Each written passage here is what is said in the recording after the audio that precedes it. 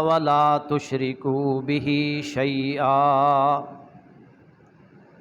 اور تم سب اللہ تعالیٰ کی عبادت کرو اور اس کے ساتھ کسی کو شریک نہ بناؤ۔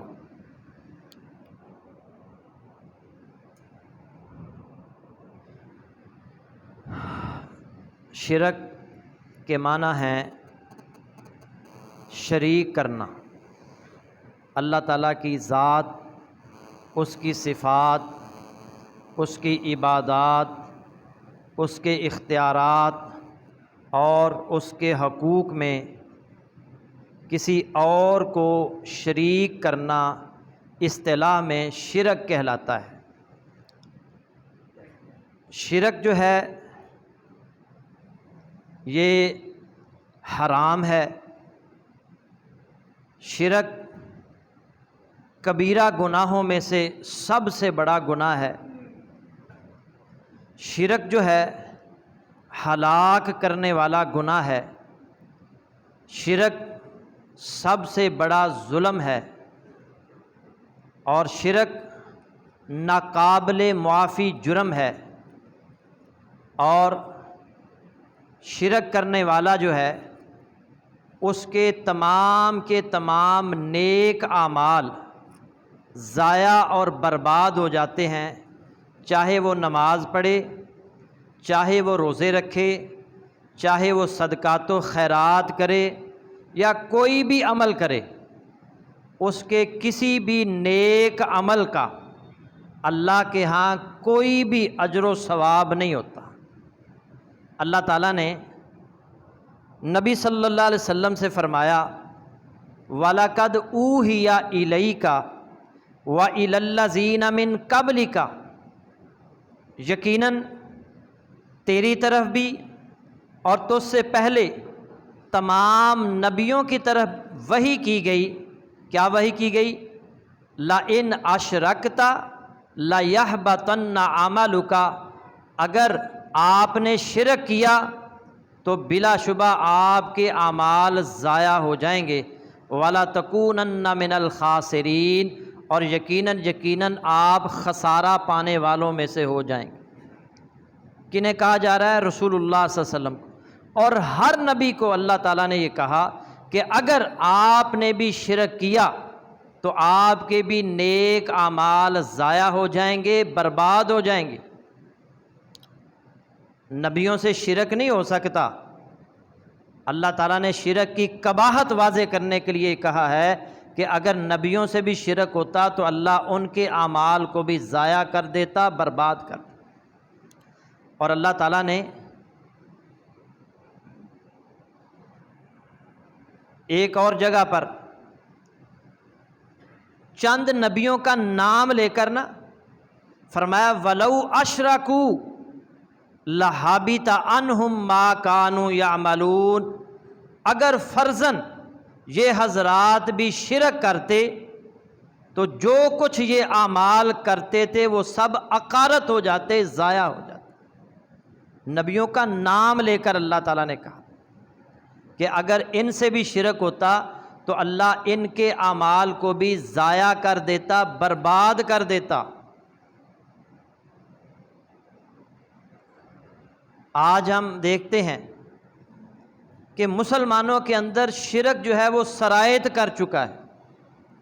مسلمانوں کی اکثریت شرک کر رہی ہے، مگر وہ اس کو شرک ماننے کو تیار ہی نہیں ہے۔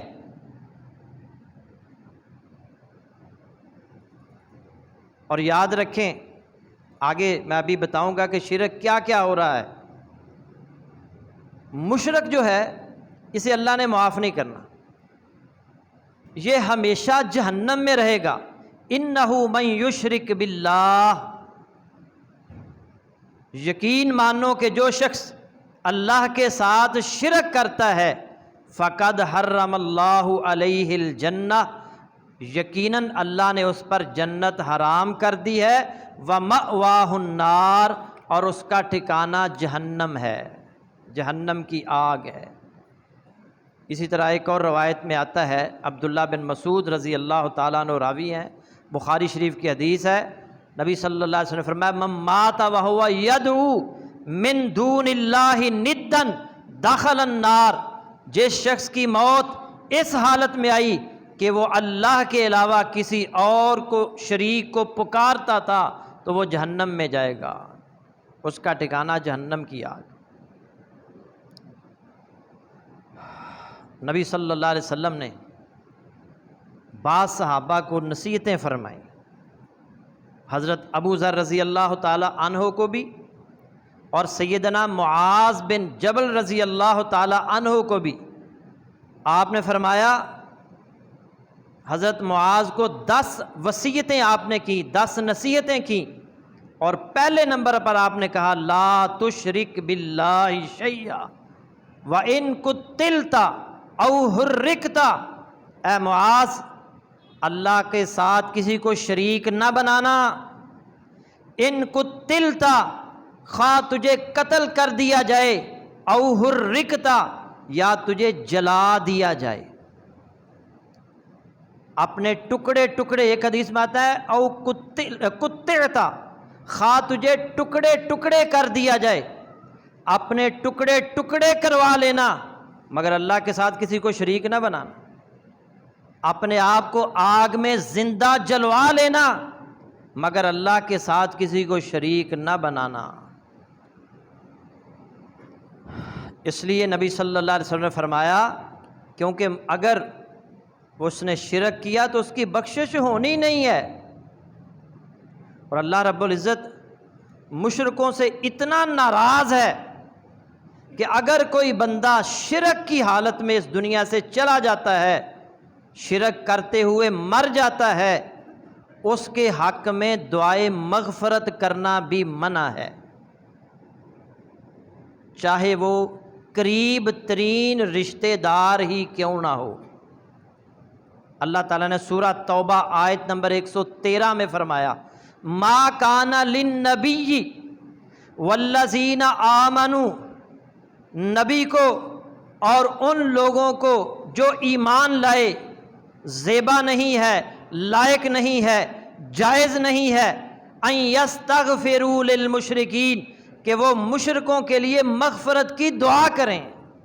نبی کو بھی اجازت نہیں ہے، ایمان والوں کو بھی اجازت نہیں ہے کہ وہ مشرکوں کے لیے مغفرت کی دعا کریں، وَلَوْ كَانُوا أُولِي قُرْبَىٰ، چاہے کہ وہ ان کے رشتہ دار ہی کیوں نہ ہوں، قرابت والے ہی کیوں نہ ہوں۔ مِن بَعْدِ مَا تَبَيَّنَ لَهُمْ أَنَّهُمْ أَصْحَابُ الْجَحِيمِ، جب کہ ان پر یہ بات کھل چکی ہے، واضح ہو چکی ہے کہ وہ جہنم کے مستحق ہیں۔ شرک کی حالت میں جو مر جائے، نبی کو بھی اس بات کی اجازت نہیں ہے اور نہ ہی ایمان والوں کو کہ اس کے حق میں مغفرت کی دعا کرے۔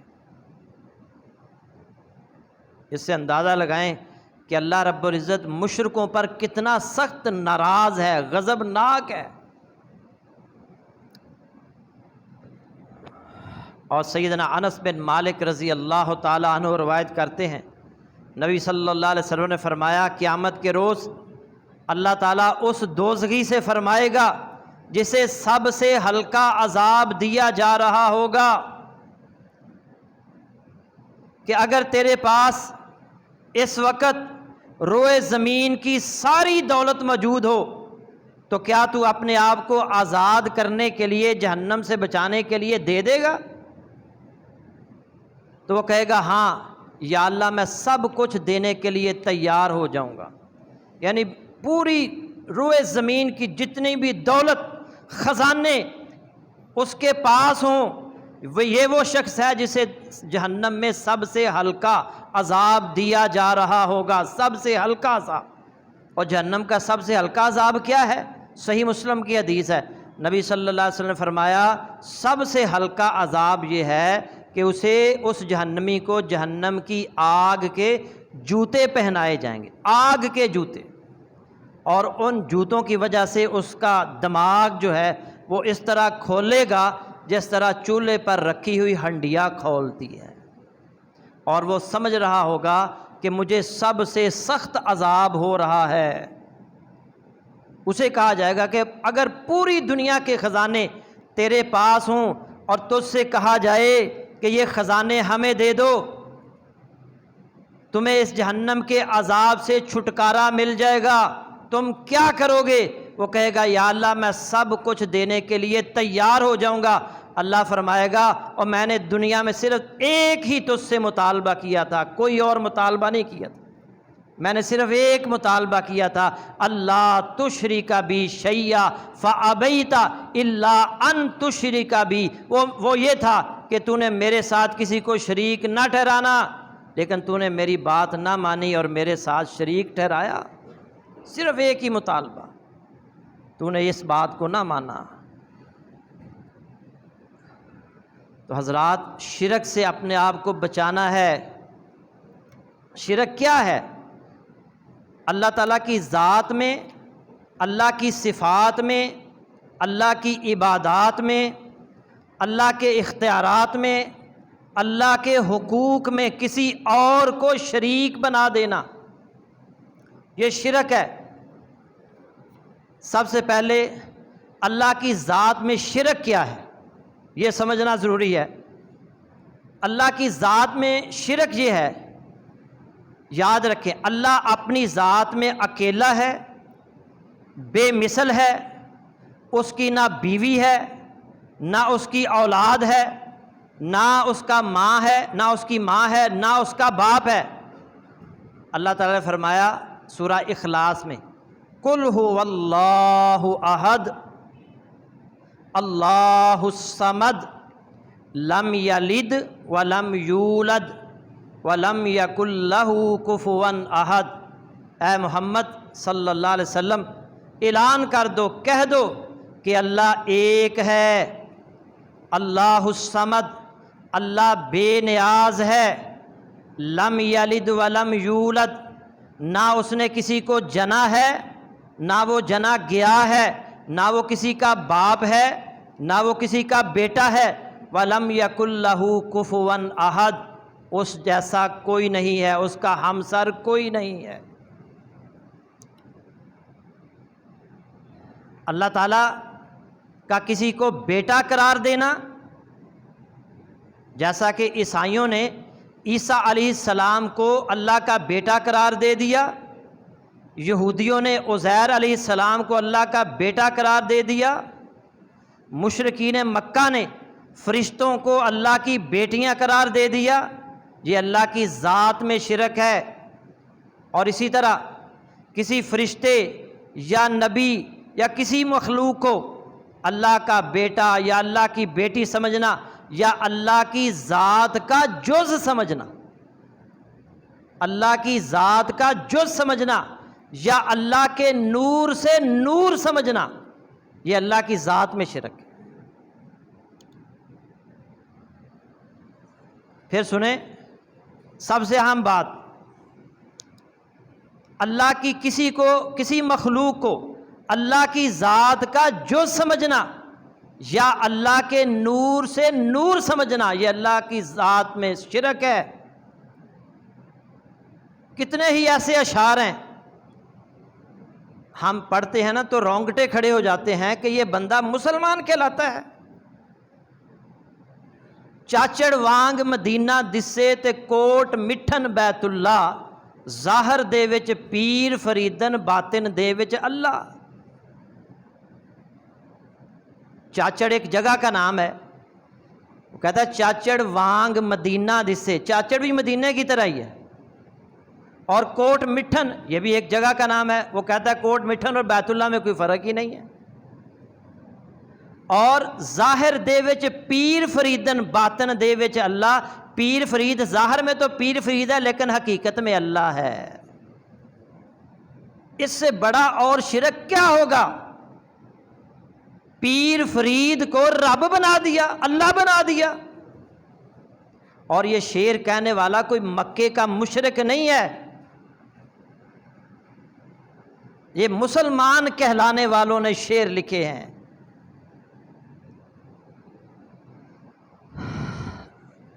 اور سنیے، اپنا اللہ میاں نے ہند میں نام رکھ لیا خواجہ غریب نواز۔ اللہ میاں نے اپنا نام ہند میں، ہندوستان میں خواجہ غریب نواز رکھ لیا، نعوذ باللہ من ذالک۔ یہ اللہ کی ذات میں شرک ہے۔ چلے لوگ جہان دے، بھلے پھر دے سب، یہ میں چند اشعار سنا رہا ہوں، میں نے جب یہ پڑھے تو رونگٹے کھڑے ہو گئے۔ کتنے اور بھی اشعار ہیں، چلے لوگ جہان دے، بھلے پھر دے سب، سامنے ویکھ کے پیر نو پھر بھی پوچھ دے رب۔ پیر سامنے بیٹھا ہے، کہتے ہیں رب کہاں ہے، رب کہاں ہے؟ اللہ تعالیٰ ہدایت نصیب فرمائے۔ اور ابھی بھی ایک فیصلہ آباد کے اندر اللہ ثانی سرکار ہے، اللہ ثانی سرکار، اور وہ سامنے بیٹھا ہوتا ہے اور لوگ اس کو رب کہہ رہے ہوتے ہیں، حبیب کبریا کہہ رہے ہوتے ہیں۔ حبیب کبریا کون ہے؟ محمد الرسول اللہ صلی اللہ علیہ وسلم، اور وہ اس کو اشعار میں اس کو حبیب کبریا کہہ رہے ہوتے ہیں۔ اور وہ اس کی میں ایک کلپ سن رہا تھا، وہ کہہ رہا تھا یہ فقر کی باتیں ہیں، فقر کی باتیں۔ جبرائیل اور میکائیل اللہ نے میرے کنٹرول میں دے دیے،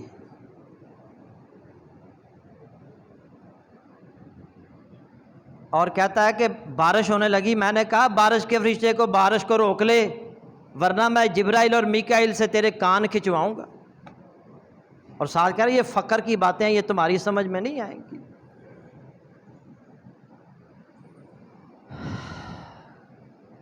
خدا کہتے ہیں جس کو مصطفیٰ معلوم ہوتا ہے، جسے کہتے ہیں بندہ خدا، خود خدا معلوم ہوتا ہے۔ وہ سمجھ آ رہی ہے؟ رسول اللہ صلی اللہ علیہ وسلم کو بھی خدا بنا دیا، رب بنا لیا۔ شریعت کا ڈر ہے، شریعت کا ڈر ہے، وگرنہ یہ کہہ دوں خدا خود رسول خدا بن کے آیا، خدا خود رسول خدا بن کے آیا۔ وہی جو مستوی عرش تھا خدا ہو کر، اتر پڑا مدینہ میں مصطفیٰ ہو کر۔ اب تو بریلوی مکتبہ فکر کے جو سنجیدہ علماء ہیں وہ بھی کہہ رہے ہیں وہ شرکیہ نعتیں چھوڑ دو، کیوں ہماری بے عزتی کرواتے ہو لوگوں سے؟ لیکن کوئی پوچھنے والا نہیں، کوئی روکنے والا نہیں، چند ایک لوگ ان کو روک رہے ہیں، ورنہ اکثریت ایسی ایسی نعتیں بیان کرتے ہیں، ان میں ایسا ایسا شرک ہوتا ہے جو مکہ کے مشرکوں نے بھی ایسا شرک نہیں کیا ہوگا۔ اللہ رب العزت کیا کہہ رہے ہیں؟ وَجَعَلُوا لَهُ مِنْ عِبَادِهِ جُزْءًا، لوگوں نے اس کے بندوں میں سے بعضوں کو اس کا جز بنا ڈالا۔ اِنَّ الْإِنسَانَ لَكَفُورٌ مُبِينٌ، حقیقت یہ ہے کہ انسان کھلا احسان فراموش ہے، اللہ کی ذات کا جز بنا ڈالا۔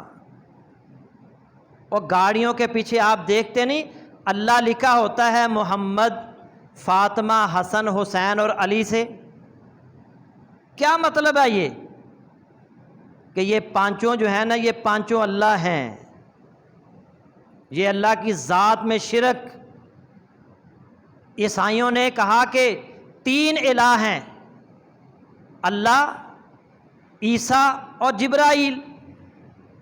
بعض عیسائی کہتے ہیں اللہ، عیسیٰ اور مریم یہ تین الہ ہیں، اور مسلمان کہلانے والے ان سے دو ہاتھ آگے نکل گئے، انہوں نے کہا محمد، علی، حسن، حسین اور فاطمہ، یہ پانچ مل کر اللہ بنتے ہیں۔ نعوذ باللہ من ذالک۔ اللہ کی ذات میں یہ سری شرک ہو رہا ہے، وہ کوئی روکنے والا نہیں، کوئی پوچھنے والا نہیں۔ اللہ کیا کہہ رہے ہیں؟ وَجَعَلُوا لَهُ مِنْ عِبَادِهِ جُزْءًا، لوگوں نے اس کے بندوں میں سے بعضوں کو اس کا جز بنا ڈالا۔ اِنَّ الْإِنسَانَ لَكَفُورٌ مُبِينٌ، حقیقت یہ ہے کہ انسان کھلا احسان فراموش ہے۔ سورہ زخرف کی آیت نمبر جو ہے وہ 15 ہے۔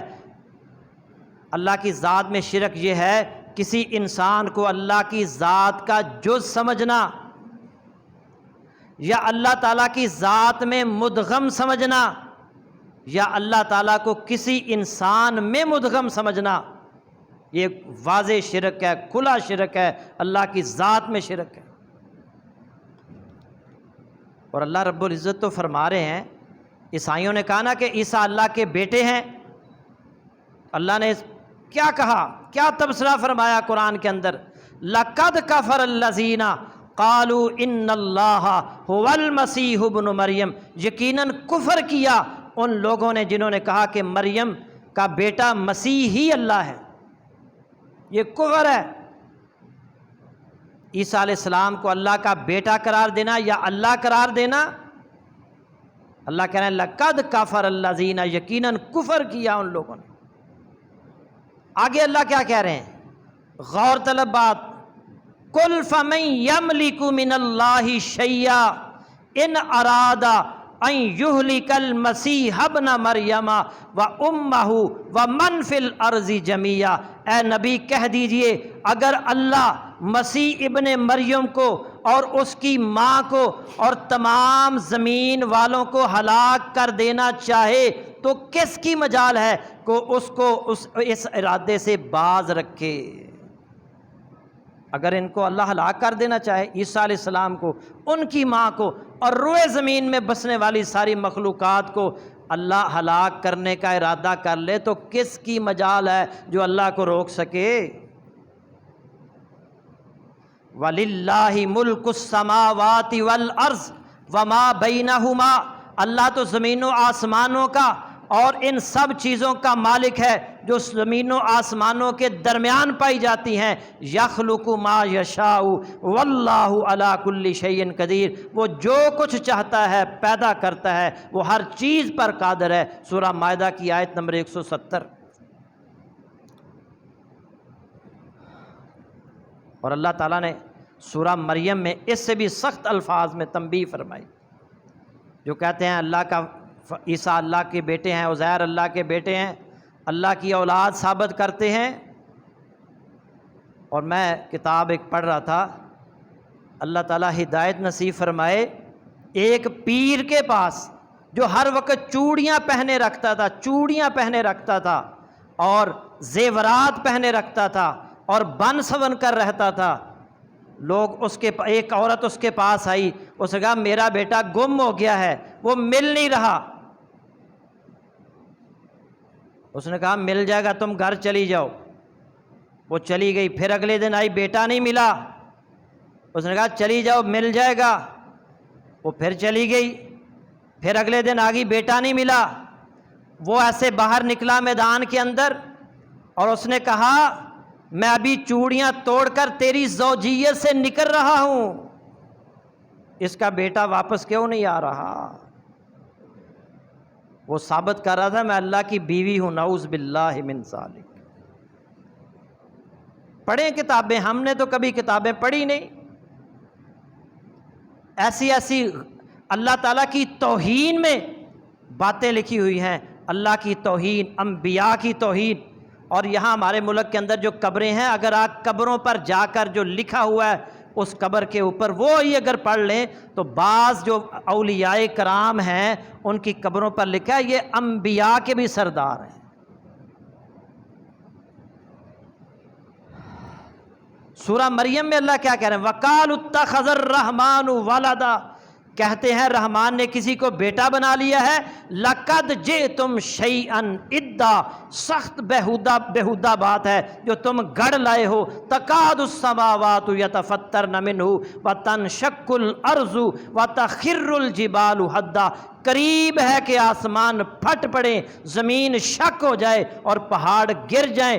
ان دعوا للرحمن ولدا، اس بات پر کہ لوگوں نے رحمان کے لیے اولاد ہونے کا دعویٰ کیا ہے۔ یہ اتنی خطرناک بات ہے، اللہ کی اولاد ثابت کرنا۔ اللہ کہہ رہے ہیں کہ آسمان پھٹ جائیں، زمین شک ہو جائے، پہاڑ ریزہ ریزہ ہو کر گر پڑیں، لیکن اللہ ان کو تھامے ہوئے ہے۔ نبی صلی اللہ علیہ وسلم فرمایا اللہ فرماتا ہے ابن آدم مجھے گالی دیتا ہے، حالانکہ اسے زیب نہیں دیتا کہ وہ مجھے گالی دے۔ ابن آدم مجھے جٹلاتا ہے، حالانکہ اسے زیب نہیں دیتا کہ وہ مجھے جٹلائے۔ ابن آدم کا گالی دینا یہ ہے کہ وہ کہتا ہے کہ اللہ کی اولاد ہے، اور اللہ کو جٹلانا یہ ہے کہ وہ کہتا ہے کہ اللہ انسانوں کو دوبارہ زندہ نہیں کرے گا۔